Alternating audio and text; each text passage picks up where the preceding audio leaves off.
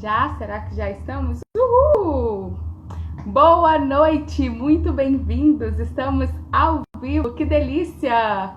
Mais uma live do nosso propósito dos 100 dias, dos 100 últimos dias de 2020, onde nós estamos aí nos debruçando sobre um alvo e nós vamos aí perpassar por todas as áreas da vida, fazendo uma reflexão, uma análise de como foi, de como será, qual que é o nosso desejo futuro.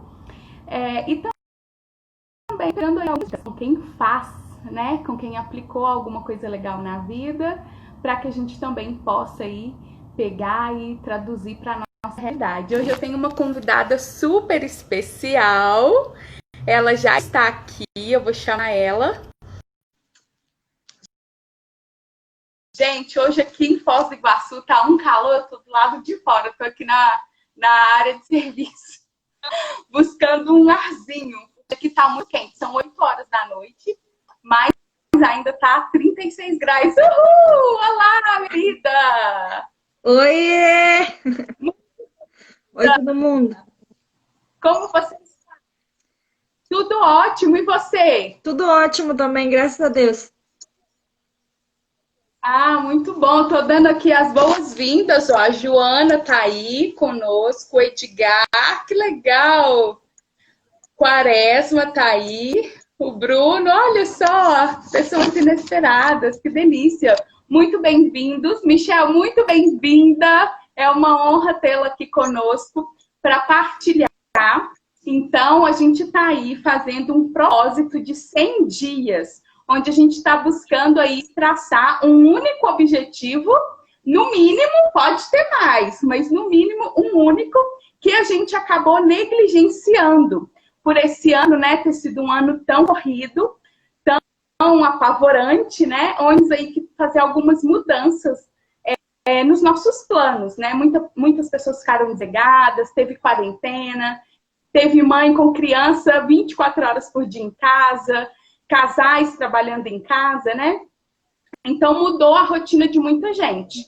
E com isso, as pessoas não conseguiram colocar, né, em execução todos os planos que tinha esperado para esse ano. Então, o nosso desafio aqui, o nosso propósito, é que a pessoa pegue pelo menos um desses objetivos e coloca fé ali para realizá-lo até o final desse ano, até o dia 31. E aí, para ajudar na motivação, né, para ajudar na execução, a gente está perpassando por todas as áreas da vida, deixando aí dicas para as pessoas e também a nossa experiência pessoal. Quem sabe, né, na troca das experiências, a gente vai ali ativando alguns gatilhos que vai nos ajudando. Então, é isso. Tudo isso que eu expliquei está lá no nosso canal do Telegram e tem o link na minha bio. E lá eu deixei um formulário mesmo para as pessoas preencherem qual que é o objetivo, qual meta que elas vão traçar para alcançar, qual que é a frequência da realização das metas. Eu deixei um espacinho lá para a pessoa colocar pessoas que as inspiram, porque isso ajuda muito, né? E o legal é que as pessoas imprimam e coloquem à vista, né? Para que elas possam aí se lembrar o tempo todo, né? E ir fazendo isso. Esse é o panorama. Legal. E hoje nós estamos falando sobre a área espiritual. Então foi por isso que eu te convidei. Então eu queria que você se apresentasse, fala aí para o pessoal de onde você me conhece. E a gente vai falar sobre isso aí. Tá bom. Boa noite com todo mundo. Que bom que vocês estão entrando, assistindo. Acho que essa iniciativa da Mayla é uma iniciativa mais do que crucial nesse momento da vida, né? De pandemia, né? Onde tudo fica bagunçado, né? E, bom, meu nome é Michelle Pavon Abalco, tá? Eu sou do Equador, mas eu conheci a Mayla no Brasil, em Foz do Iguaçu, quando a gente fez o Nila, né? Nossa Nila querida, única. É isso aí. Muito legal. Gente, a Michelle é uma das minhas colegas de faculdade, nós nos conhecemos aqui. E olha que privilégio que a nossa universidade né? A nossa universidade chama UNILA, é a Universidade Federal da Integração Latino-Americana. Então, 50% das vagas são para brasileiros e os outros 50% distribuídos para alunos da América Latina. Então, ela, uma equatoriana, veio, né, estudar aqui e nós tivemos aí o privilégio de conhecer essa pessoa incrível. E a Michelle é minha veterana. Eu já conversei aqui com os meus calouros, né? Mas, no caso, eu que sou a caloura dela. Ela é da turma de 2014, né, Michelle? Certíssima. E ela amou tanto o Brasil que ela arrumou um marido aqui. Veio solteira e voltou casada. Pois é, voltei com mais do que eu esperava, né? Super legal. E o mais engraçado, a gente não se conheceu na universidade, a gente se conheceu na sexta universitária. Né? Fala aí, pessoal, como que foi isso? Foi na sexta universitária da Assembleia, Maila? Foi, né?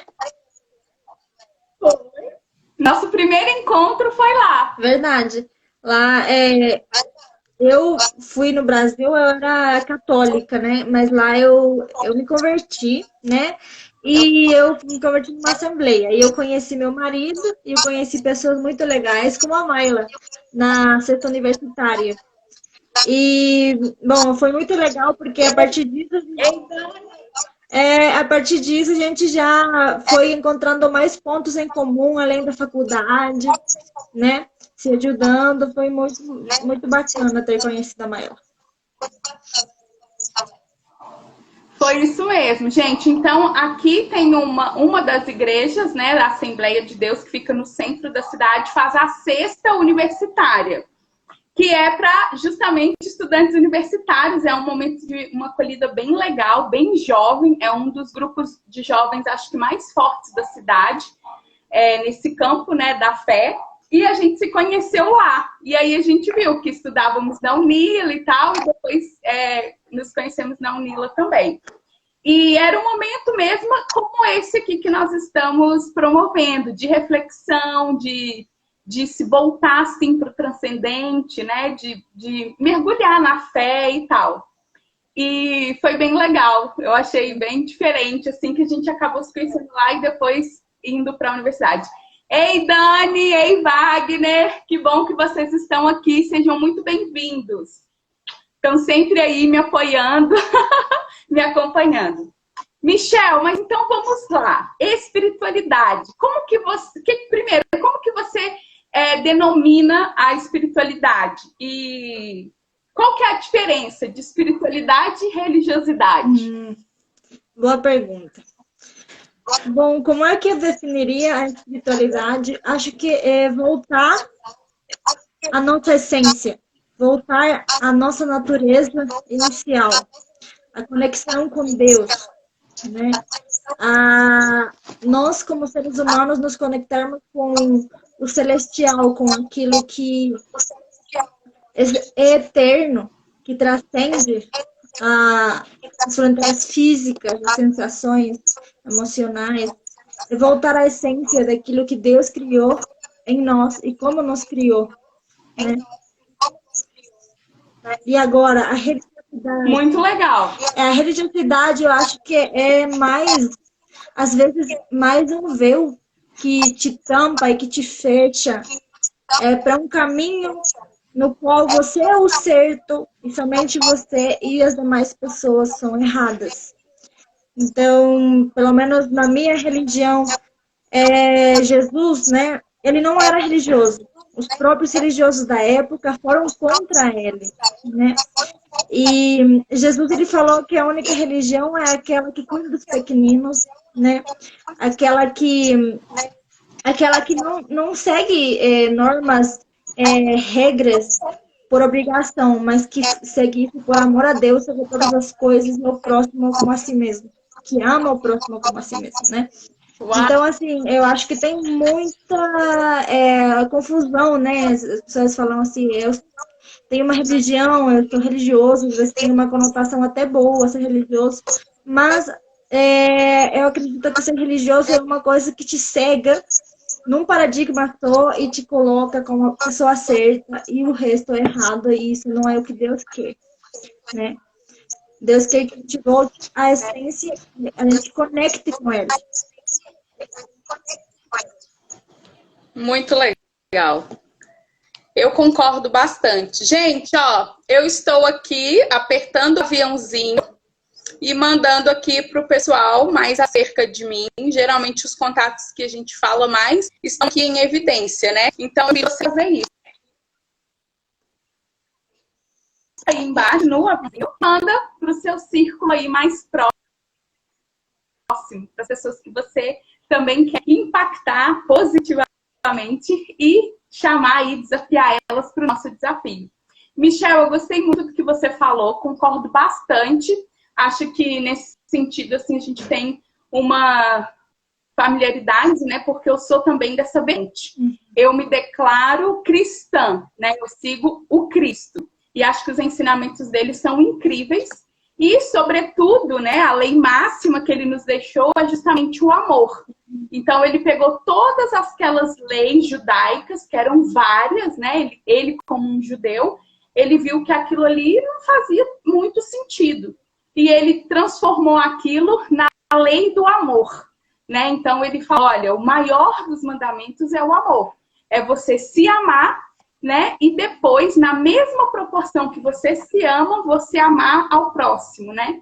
E amar a Deus. Então, transformar aquele tanto de lei, que era um fardo pesado para as pessoas, na lei do amor, deixou tudo mais leve, né? Tudo mais tranquilo. E eu também sigo nessa linha. Eu penso que Jesus, hoje, ele estaria com as pessoas excluídas da sociedade, e não com as que excluem, né? Então, infelizmente, essa ideia do religioso, ela acaba distorcendo toda a mensagem de Jesus. Ei, Paola! Ei, muito bem-vinda! Outra unileira. Unileira do coração. Então, eu acho que essa espiritualidade que exclui, que promove preconceito, né? Que testifica, né, violência contra pessoas homoafetivas, contra negro, contra qualquer tipo de minoria, ela, para mim, não está traduzindo a ideia que Jesus deixou, né? Que é essa ideia de amor. Então, eu sempre busquei uma espiritualidade ao invés de uma religiosidade. E aí é claro que uma religiosidade bem vivida, se você está numa doutrina, seja ela qual for, se ela for bem vivida, ela vai te levar para uma religiosidade, que é algo maior, né, que transcende mais. Então, estamos na mesma linha. E eu acho que existe também a fé natural, que é uma coisa humana, né? Que é a fé que nós temos em nós mesmos, nos nossos pais. É a primeira fé que a gente conhece, né? Que é essa confiança incondicional aos nossos pais, a um amigo, a nós mesmos. E tem essa fé que é sobrenatural, que é nessa figura do transcendente, né? E isso é uma coisa que sempre me inculcou. Por quê? Em todo o globo terrestre, há manifestações de fé no transcendente. Só que com nomes diferentes, né? Então, isso é uma coisa que me chama muita atenção, de ser uma coisa que acontece com todos os povos da Terra, né? Em dimensões diferentes, e às vezes eles vão dar nomes diferentes, mas isso acontece com muitos povos, muitas culturas, que é essa fé sobrenatural em algo que transcende. E a espiritualidade é justamente sobre isso. É sobre nós não acharmos que a vida se finda só nisso aqui que a gente vive, né? Trabalha, come, caga, dorme, levanta, faz tudo de novo, uma vida inteira. Mas que tem algo a mais, né? O que você acha sobre isso? A fé? Com certeza tem uma fé mais natural. Bom, essas duas categorias que você fez, né? A fé mais natural que vem da gente, que é inclusive acreditar na gente, que é importante também. mas aquela que vem de Deus é aquela que sobrepassa a tua força, sobrepassa a tua racionalidade, né? De poder acreditar naquilo que você, racionalmente pensando, não acreditaria, seria um impossível, né? E essa fé vem de Deus para aqueles que realmente querem acreditar em Deus, né? E para a nossa religião, tanto a minha quanto a da Mayla, a fé salvífica vem de Deus e é justamente para uma vida eterna que vem depois dessa.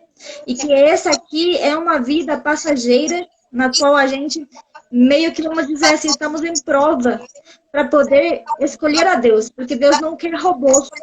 Deus não quer alguém que adore Ele por obrigação, mas que escolham Ele por amor e estejam dispostos a sofrer esse amor como Jesus sofreu, um amor sofredor, né? Um amor que carregou a sua cruz, um amor que carregou pecados da humanidade, né? E sem ter culpa nenhuma, né? Um amor que realmente sobrepassa o nosso entendimento humano e que vem da fé que é dada por Deus para aqueles que realmente têm intenção de segui-lo, né? Então, acho que é mais ou menos isso, Mael. Muito legal. E aí eu acho que essa fé sobrenatural, ela tem que nos levar a uma espiritualidade humana. Que é isso? É uma espiritualidade que, de fato, se comove com a dor do outro, que se compadece, né? Que gera ali uma solidariedade, uma empatia, uma vontade, assim, de que o outro também alcance aquilo que eu estou alcançando, tenha, né, aquilo que eu tenha. Então, eu acho que muitas vezes a gente vê, pelo menos aqui no Brasil, eu até quero que você fala sobre o Equador, mas aqui no Brasil, a gente costuma dizer que é um povo de fé, né? Que, tipo assim, traduz muito bem a religiosidade. E, de fato, a gente vê a religiosidade muito presente. Só que muitas vezes é essa religiosidade cega, fundamentalista, que não se compadece muito, né, do outro. E tem uma escassez dessa espiritualidade saudável, né, que promove a justiça social, que promove, assim, o amor, a igualdade, né, das pessoas, né? Então, por exemplo, o Brasil é um país extremamente religioso e extremamente desigual, né? E muitas pessoas até justificam isso usando a Bíblia, usando a palavra de Deus. Então, para mim, essa espiritualidade, quando ela está apartada de uma praxis, né, de vida, de ajudar, de promover uma justiça social, de estar ali promovendo melhorias, né, para todas as pessoas e não só para um grupo seleto, ela também é uma espiritualidade morta, né? Ela deixa de ser espiritualidade e fica nesse patamar da religiosidade, né? Que é uma religiosidade falsa. Por exemplo, a gente tem aqui bancadas, né, no Congresso Nacional que se dizem de Deus e que, na verdade, estão aí atrelados a escândalos de corrupção, lavagem de dinheiro e uma série de outras coisas que nada tem a ver com a palavra de Deus e com os ensinamentos do Cristo, né? Como espiritualidade, de fato, voltada a algo saudável e que traga aí uma equidade entre os cidadãos brasileiros. Como que é no Equador? Vocês têm também essa religiosidade aflorada? Vocês já conseguem ter aí uma espiritualidade mais saudável, mais elevada? Como que é aí para vocês? Realmente, vou começar falando que é indignante, né, que a religiosidade pega trechos da Bíblia para sustentar alguém no poder. E isso, durante séculos, estragou ele, falando especificamente do cristianismo, né? Ele se tornasse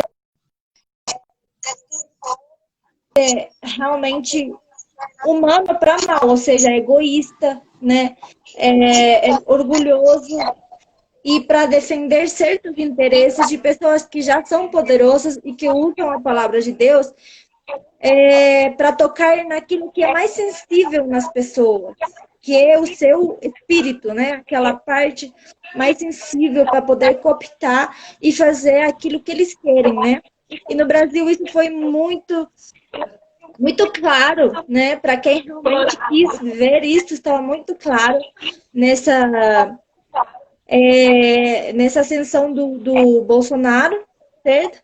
E é uma coisa que realmente é vergonhosa, né? Para quem realmente vê que isso simplesmente é uma massa de, é uma manobra, né? Para cooptar as massas. Indigna porque usam trechos bíblicos que não tem nada a ver, né? E que tem falta de discernimento espiritual. Agora, aqui no Equador, por não termos uma maioria evangélica, ainda não temos, digamos, bancadas, né? Bancada da Bíblia e tal. Aqui a maioria 95% é católico. Pelo que existe sim uma espiritualidade cristã, mas não muito vinculada ao político, né? Pelo menos não daquela forma que a Igreja Católica no seu início provocou, né? Com a ascensão de reis e tudo mais. Não. Aqui, tipo, cada pessoa acredita em Deus, né? Mas a política é mais separada mesmo, tá bom? Só que, graças a Deus, nos últimos tempos têm surgido grupos evangélicos mais conscientes aqui no Equador, inclusive de indígenas, né? Então, eles têm realmente tentado buscar uma espiritualidade que não ferisse a forma de viver deles e também não ferisse o evangelho. E eles têm chegado a pontos muito políticos, por exemplo, defender o que aqui chama-se de Mãe Terra, né, Pachamama, defender os recursos naturais, defender direitos dos indígenas, contra a discriminação e tal. Então, pode sim, digamos, o evangelho, a espiritualidade se tornar politicamente saudável, né? E aqui eu levanto a bandeira da democracia, porque assim como os evangélicos, outras religiões devem e podem, né, construir um Estado mais justo, né? E é isso que mais ou menos eu vejo aqui no Equador, que é sim diferente o Brasil, o que não quer dizer que não esteja se trabalhando num cristianismo evangélico mais conservador, porque é uma tendência da América toda, América Latina, de se voltar mais conservadora e de usar a palavra de Deus para fins políticos, né? Aqui também já está se formando esse segmento da sociedade, né? Que por fundamentos chamados valores, né? Da família ou coisas do tipo, levantam uma certa bandeira sem perceber que estão cegando outra. Por exemplo, uma coisa que se fala muito da família, né? Sim, a família cristã é levantada, nós defendemos e tudo mais, mas por que se faz isso? Para discriminar, né, as pessoas LGBT, né? E acreditar que eles não têm direito de ser o que eles são, tá?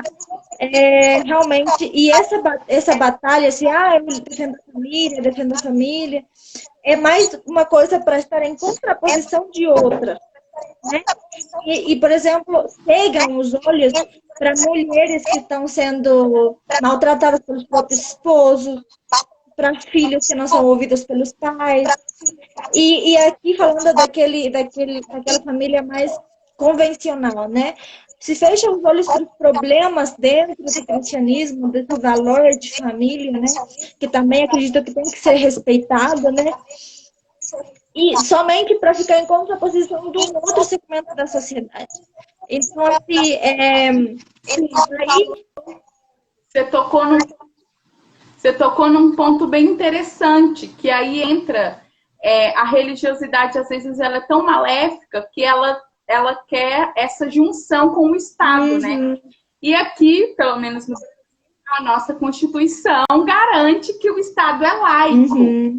E por que que é assim? Porque o Estado, ele precisa garantir às pessoas serem cidadãs, né? E não impor uma religião única aos cidadãos, né, do país. Sim. Então, acaba que essa tomada, né, religiosa mais fundamentalista, ela acaba trazendo à tona uma intolerância religiosa e com ela preconceitos, né, como racismo, como a intolerância às religiões de matriz africana e outras religiões, né, que não sejam a religião cristã. Sim. Então, realmente, eu concordo com você, isso acaba ferindo, né, princípios desse Estado laico e acaba virando uma certa imposição. Eu acho que a gente tem que ter muito cuidado com isso.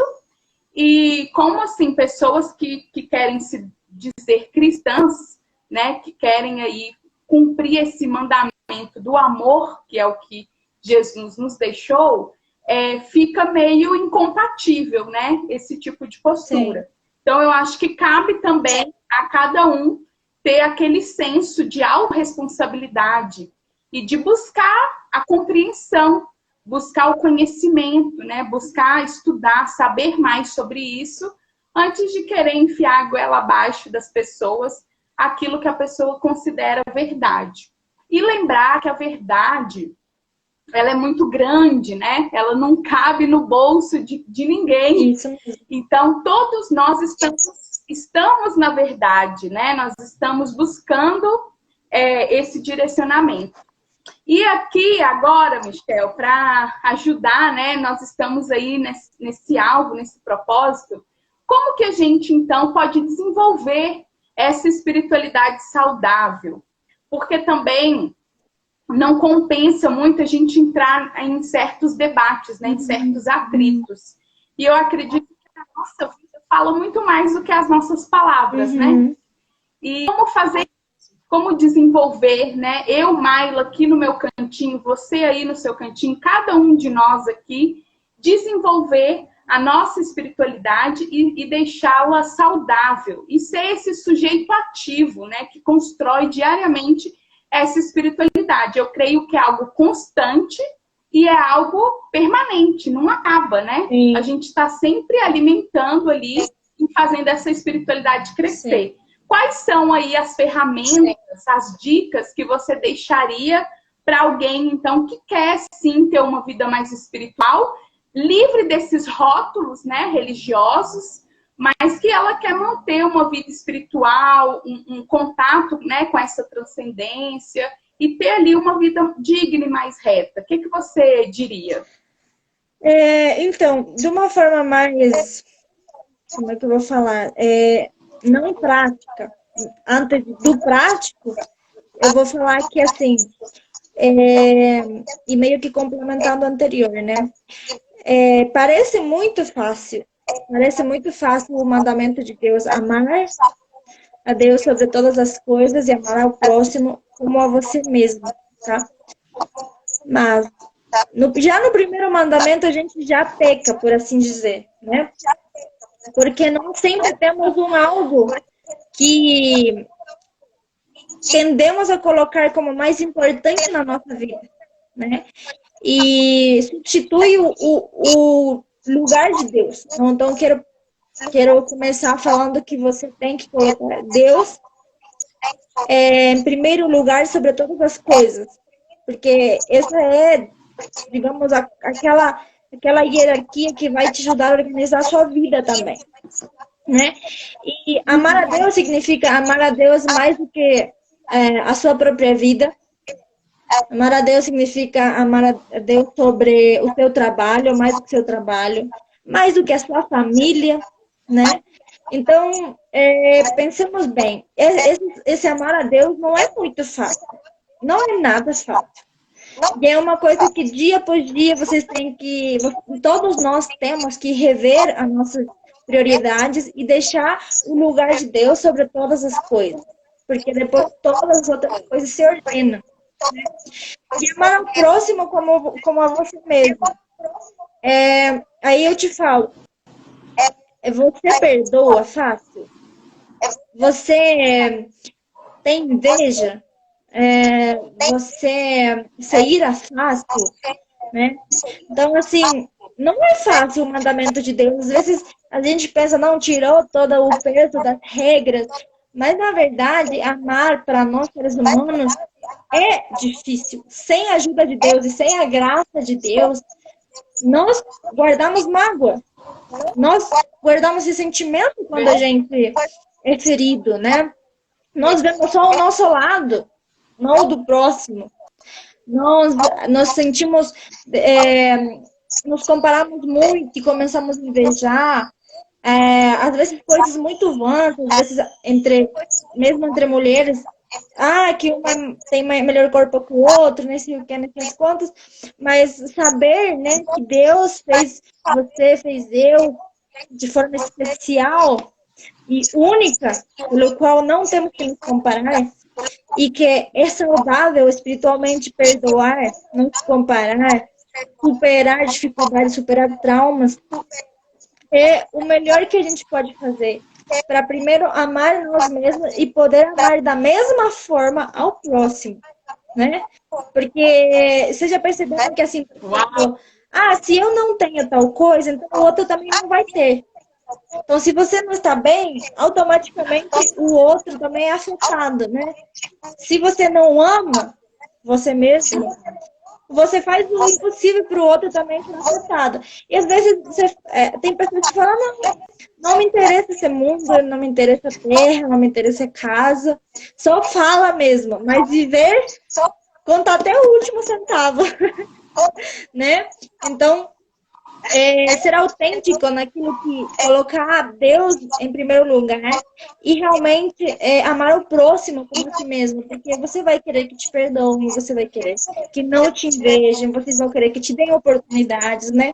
Então você também faça isso com o seu próximo e começa com aquilo que a Mayla sempre me explicou, inclusive a mim, né? Quando eu estava nessa crise, meu Deus, eu quero ajudar o próximo, mas me sinto um pouco né, como que ferida, ou não estou entendendo bem como é que se faz. Então, primeiro, quando cai uma máscara de um avião, num acidente, a ordem é colocar primeiro a máscara em você para poder ajudar o seu filho, né?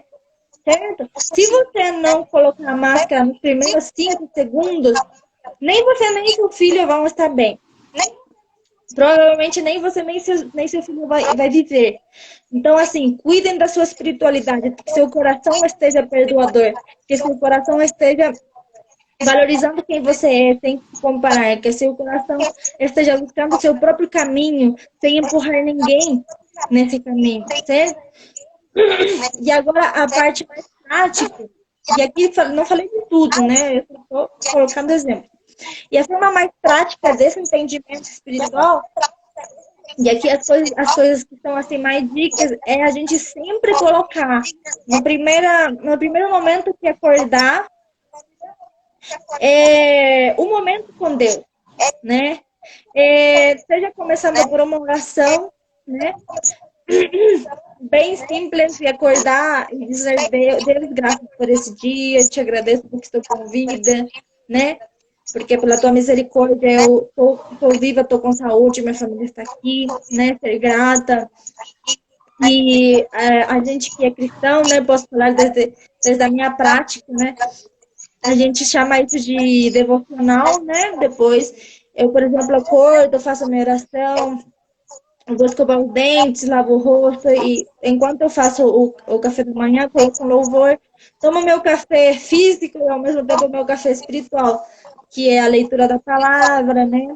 Ou entregar, consagrar o dia a Deus, falar para Deus tudo que eu tenho que fazer, os meus medos, os meus anseios, pedir direção para Ele naqueles anseios daquele dia, né? Para quem gosta de estudar a Bíblia, não somente fazer um devocional que é uma mensagem curta, mas de repente se debruçar um pouquinho mais no livro da Bíblia em específico que estejam estudando, né? Ou seguir planos de devocional com temas específicos, por exemplo, como perdoar, como buscar o nosso caminho na vida, as metas, assim. Então, isso já depende de cada um, em que momento da vida cada um está, certo? E também outra forma é congregar, né, que é muito importante, congregar com pessoas da mesma fé, né, e compartilhar aquilo que você acredita com outras pessoas que ainda não acreditam na mesma coisa, na mesma fé, porque isso fortalece a nossa própria fé também e ajuda a que outras pessoas também encontrem um caminho, certo?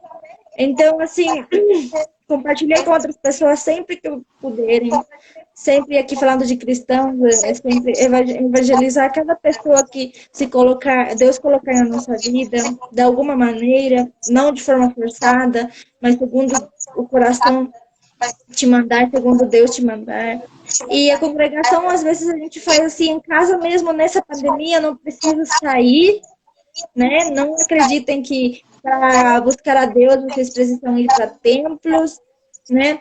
Para ficar com seus irmãos, vocês precisam ir para a igreja, ou ficar com muita gente. Não. Nós temos feito aqui um dado curioso, né?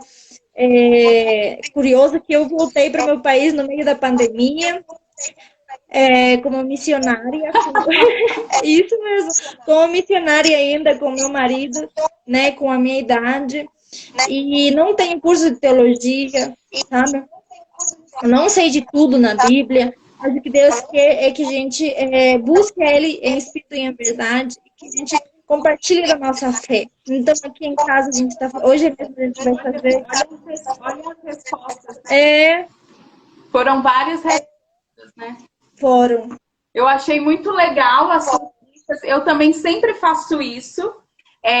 Eu tento ter ali uma rotina da manhã, até mesmo antes de sair da cama. E uma coisa que eu falo é que esse primeiro momento do dia, você dedicar a ele a gratidão. E se você não é cristão, ou se você segue outra religião, de qualquer forma, fazer esse momento de gratidão é muito bom, é muito benéfico para todas as pessoas. Algumas pessoas vão atribuir a Deus, outras a Alá, outras vão acreditar numa força cósmica, né, do universo, não importa em que você crê. Mas você tenha esse sentimento de gratidão e de contentamento pelo que você tem e onde você está. E é uma coisa que eu estou tentando fazer já tem um tempo, que é justamente de estar no momento presente. Então, desde lá, quando eu acordo, me concentrar, me conectar comigo mesma, né? No meu caso, que sou cristã, eu acredito que Deus está dentro de mim. Eu sou morada. Então, eu não tenho que ir ao encontro dele, ou ele não tem que vir, né, nesse lugar. Às vezes as pessoas oram falando, te agradecemos porque o Senhor está aqui. Não, ele está dentro de nós. Então, quando a gente fala assim, é uma conexão com a sua essência, com você mesmo, se você é cristão, é uma conexão com o próprio Deus que habita em você. E é ele quem te mostra a sua verdadeira identidade, a sua real essência, né? Agora, se você não é cristão, você se concentra na crença que você tem, né? Em momento nenhum isso aqui é um objetivo de doutrinar ninguém. Então, você vai se concentrar naquilo que você acredita, naquilo que você acha que é a sua orientação, que é a sua verdade. E você vai sempre manter esse sentimento de gratidão. É um sentimento de gratidão por tudo que você é e por tudo que você tem. E de contentamento. E isso não tem nada a ver com você almejar e buscar outros objetivos, não. Querer melhorar, querer crescer, querer evoluir. Não tem nada a ver com isso.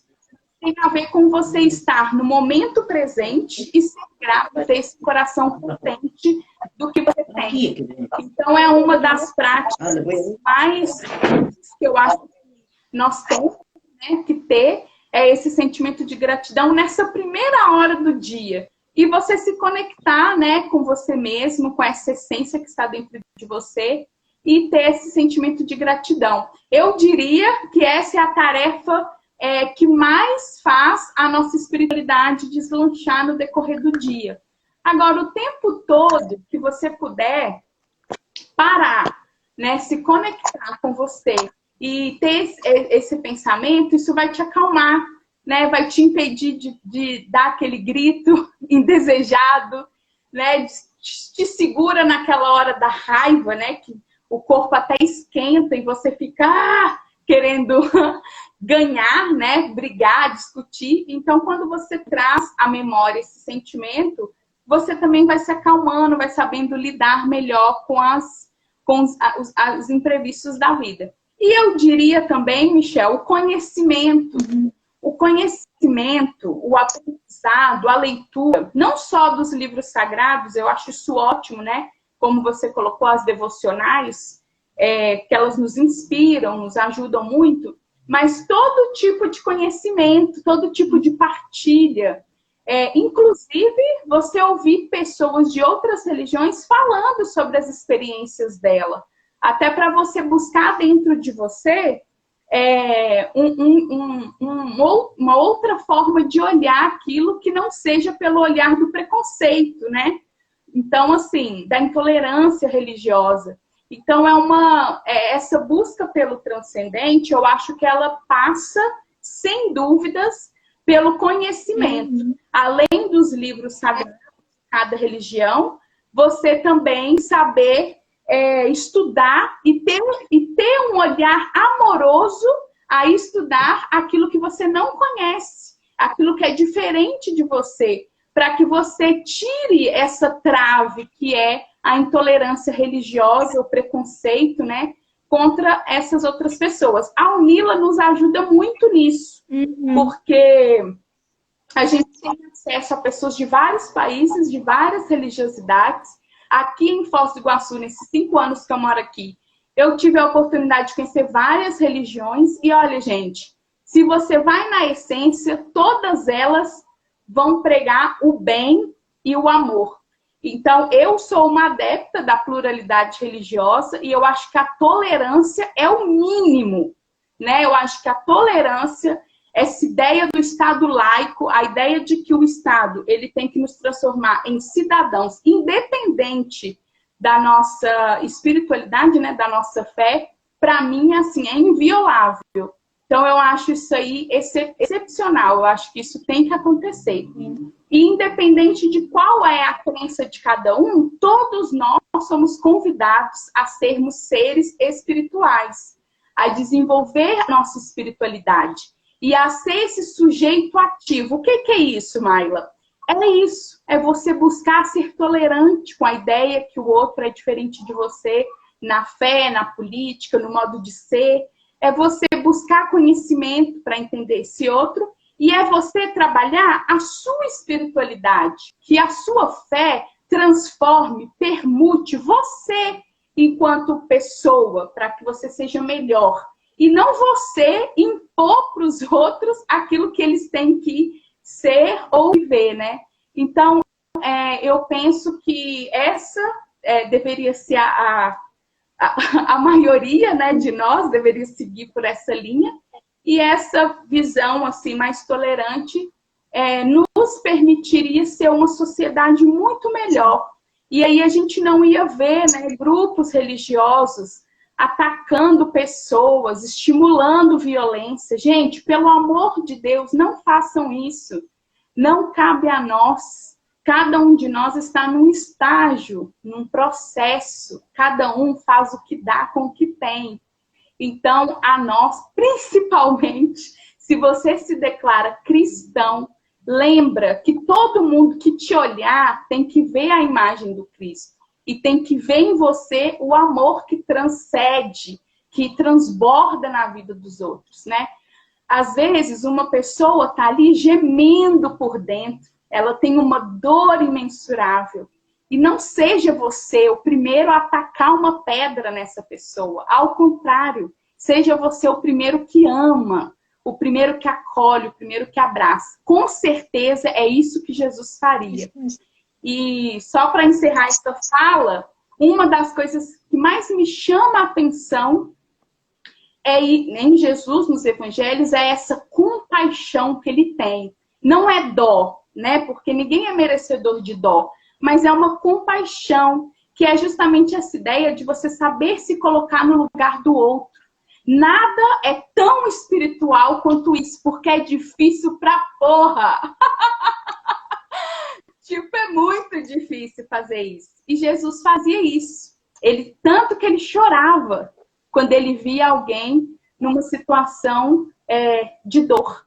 E quando trouxeram para ele a mulher, a dita adúltera, né? Engraçado, os homens que ela dormiu não foi levado a ele, mas ela foi e é considerada uma adúltera. E ele só fala uma coisa que é tão grande, é uma pequena reflexão, mas é tão importante. Atire a pedra quem não tem pecado. Então, assim, isso para mim mostra, e eu sempre tento usar isso nas minhas próprias experiências, porque isso nos mostra que ninguém está nessa posição de julgar, né, de tacar essa pedra. Nós, ao contrário, temos que buscar a nossa evolução. Seja duro com você, seja rígido com você, exija bastante de você, né? Tentando ser sempre melhor do que você foi ontem. Agora, com o outro, você só pode ser amor, nada mais. E não há nada que traduza uma espiritualidade mais saudável, mais gigante, mais parecida com a figura de Jesus do que isso, né? Então, as ferramentas que eu utilizo são essas, para desenvolver essa espiritualidade, para manter, é algo constante, é algo diário, é uma luta interna, né? Porque às vezes a gente quer julgar, a gente quer, né? Eu tenho direitos e tal, mas... Exatamente. Se a gente pensar o que Jesus faria, seria diferente. Pode continuar, amiga, que eu falo demais. É isso aí, voltando um pouquinho para o início do dia, né? Aquele momento com Deus que cada um faz aquilo que mais gosta e realmente passa por conhecimento bíblico para quem é cristão e também conhecimento mais global sobre a vida, né? Livros. A gente deveria comer livros de manhã pela manhã. Ou qualquer parte do dia. É verdade, olha aqui, o David está falando aqui, ó. O mundo precisa de uma Miley e uma Michelle em cada cantinho para as coisas irem acertando. Eu vi. Obrigada. Muito obrigada, é verdade. Então, o pessoal está falando aqui, gostando, né, da nossa partilha. É por aí mesmo. Mas é por aí mesmo. E eu, o que queria concluir... Deixe aí para nós comentários que vocês fazem bem para desenvolver a espiritualidade de vocês. Isso, vão deixando.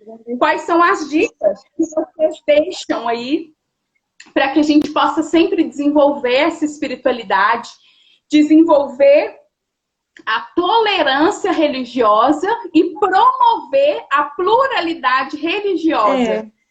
Não só no Brasil, né, Michel, mas em toda a América Latina, em todo o globo terrestre. O que nós precisamos fazer? Deixa aí nos comentários se você tem uma opinião sobre isso, uma dica, uma ideia, que é sempre bem-vindo. Desculpa, amiga, te interrompi de novo, pode falar.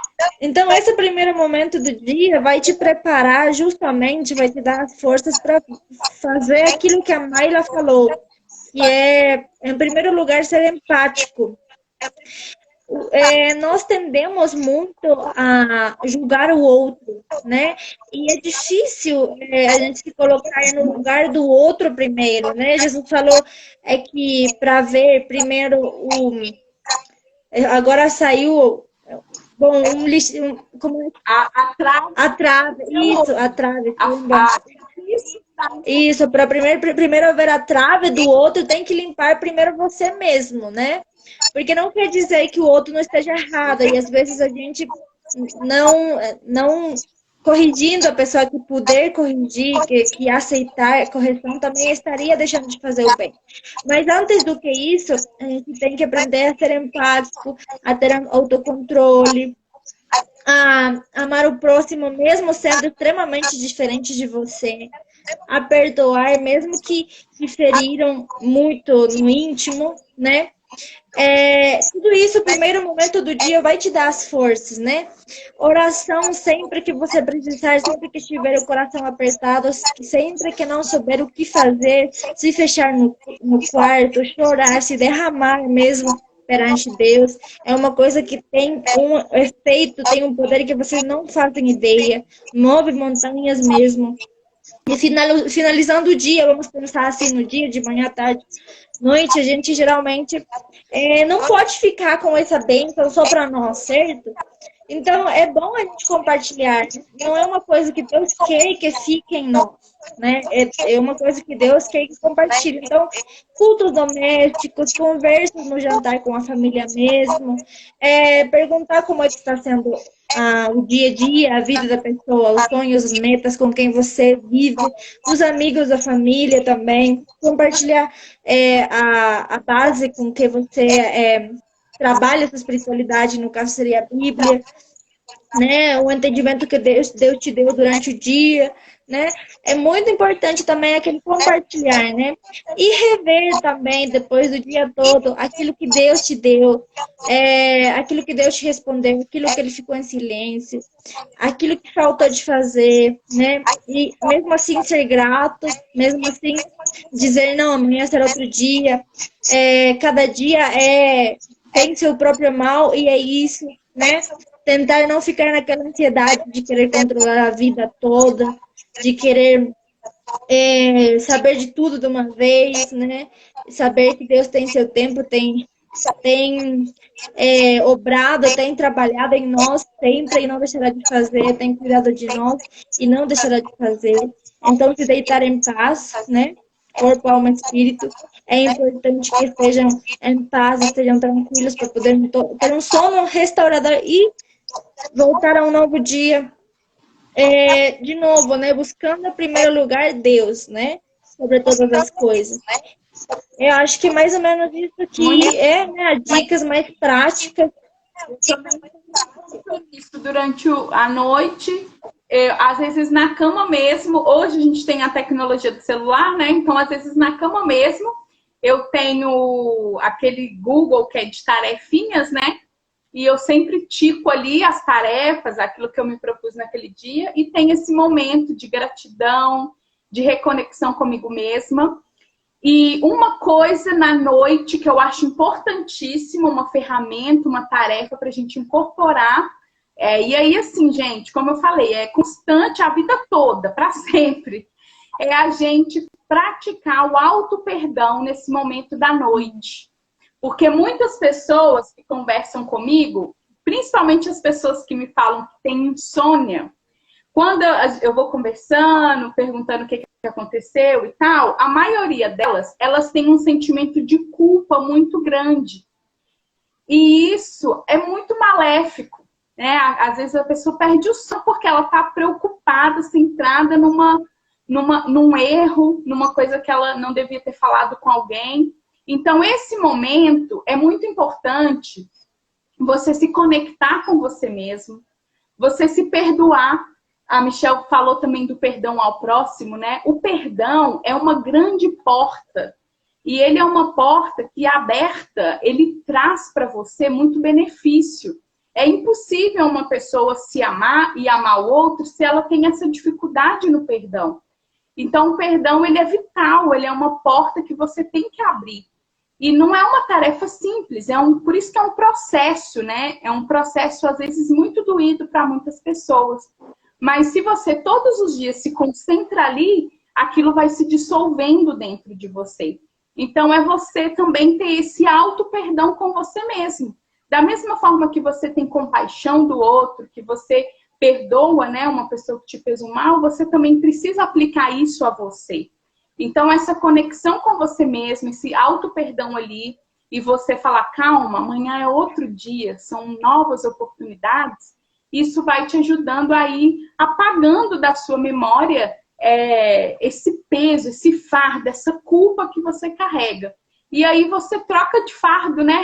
Com quem tem um fardo leve, para que você não fique com esse fardo tão pesado. Porque, de fato, esses fardos pesados, a culpa, ela não é nossa, ela não nos pertence. Claro que se você cometeu um erro, se você tem consciência desse erro, está arrependido, você deve, né, tomar uma atitude, pedir perdão, se reconciliar com as pessoas que você feriu, é óbvio. Mas feita a sua parte, você também, assim como o transcendente, né? Assim como Deus joga no mar do esquecimento, você também deve fazê-lo. E para muitas pessoas isso é um desafio, né, Michel? Sim. Então, se todo dia ali, no momento da noite, quando você está ali, eu já fiz isso, fiz aquilo, cumpri todas as tarefas do meu dia, mesmo que você ali tenha dado uma escorregada, cometido um erro, falado de um jeito mais rígido, grosseiro com alguém, você se dá esse auto-perdão, porque é uma forma também de você se conectar com você, com a sua essência, e de fato acreditar nessa misericórdia que vem até você, te abraça e te libera dessa culpa. E te deixa ali dormir em paz, ter uma vida leve, uma noite saudável. O Dai... A Dai está falando aqui. O Júnior, Lê. verdade, minha querida. O Júnior falou. E a Dai falou aqui, ó. Toda vez... Ai, gente, tem hora que eu sou péssima com as redes sociais.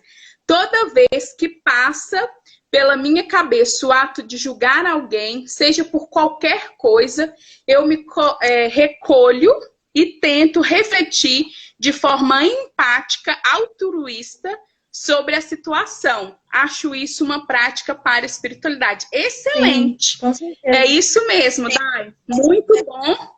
Muito bom comentário, e é isso mesmo. Toda vez que você corre esse risco de querer um julgamento, um ação, você tem sim que ter esse pensamento.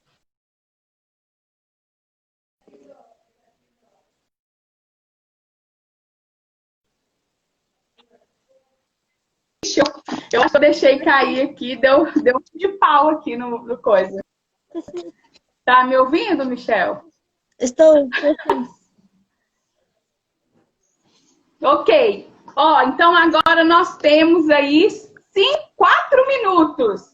Então, partindo para o encerramento, Michel, quais são suas palavras finais, né? Sua mensagem final sobre esse tema, né, que a gente está trazendo aqui, que é sobre a nossa espiritualidade.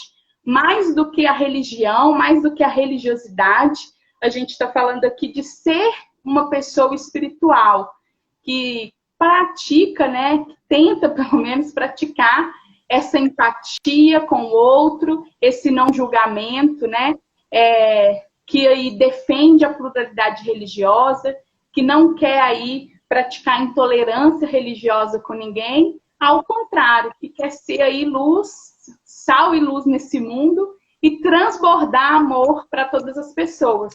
Sim. O que você nos diz? Palavras finais. Palavras finais, eu queria aproveitar para pegar um trecho bíblico que é muito profundo, né? E se a gente viver, a gente vai ver na prática como nós nos transformamos através da graça de Deus e através de colocar Ele acima de todas as coisas, né? Que diz em Marcos 6,33, se salvo engano, que diz, mas primeiro buscai o reino de Deus e todas as coisas vos serão acrescentadas. Acho até legal que a Maila colocou em primeiro momento, em primeira live, a espiritualidade, porque é isso, eu acredito que nós somos transformados de dentro para fora, né? Que somos espírito, alma e corpo. Então, nosso espírito é aquele primeiro a ser vivificado, a ser transformado, e isso vai refletir nas nossas emoções, na nossa mente, no nosso físico. Então, assim, buscar primeiro o reino de Deus, antes de falar desse trecho, Deus vai falar que Ele dá sustento a teus passarinhos, dá sustento dá sustento às plantas que são melhor vestidas do que Salomão. Como que não cuidará de nós, né? Homens de pouca fé, ele diz. Porque buscar em primeiro o reino de Deus e a sua justiça, e as demais coisas serão acrescentadas, quer dizer que nós primeiro devemos buscar o reino em nós. Deixar que ele reine em nós, né? Em cada um de nós. E aonde a gente quer que vá, a gente levar a justiça dele. né? A justiça dele, falando aqui no cristianismo, é a justificação por Jesus, por meio de Jesus, pelo sangue de Jesus. Por que a gente não deve carregar culpa? Porque Jesus já pagou toda a culpa, certo?